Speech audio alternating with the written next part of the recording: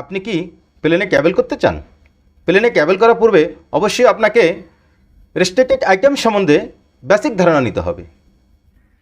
আপনি আইটেমের মধ্যে কোন কোন সামগ্রী আপনি হ্যান্ড ক্যারি করতে পারবেন না বা আপনাকে হ্যান্ড ক্যারি করতে দেওয়া হবে না, সেক্ষেত্রে অবশ্যই আপনাকে জেনে রাখার দরকার আছে যদি আপনি অভ্যন্তরীণ রোগে যাত্রা করেন।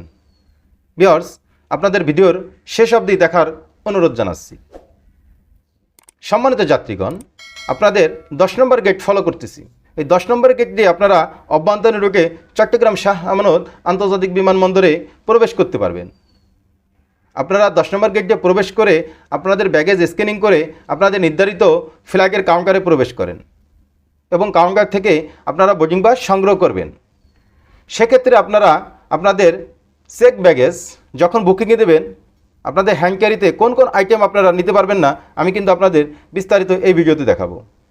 অনেকে শখের বশত অফিসিয়াল কাজের জন্য কিংবা সময় বাঁচানোর জন্য আকাশপথ বেছে নেন। ভিউয়ার্স, চলুন আমাদের রেস্ট্রিক্টেড আইটেমগুলোর ভিতরে।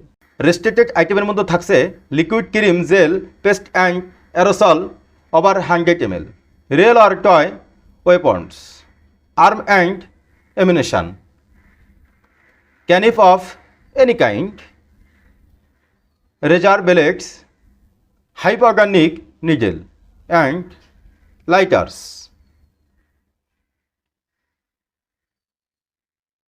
By the way, fish and meat not hand carry baggage. So viewers, অবশ্যই আপনাদের বেসিক ধারণাটি অবশ্যই আপনাদের জেনে রাখতে হবে এবং এখানে দেওয়া আছে আরও অনেকগুলো আইটেম। আপনারা অবশ্যই ছবি দেখে এই আইটেমগুলো আপনারা হ্যান্ড ক্যারি করবেন না। আপনারা কাউন্টারে এসে বোর্ডিং পাস নেওয়ার পরে আপনাদের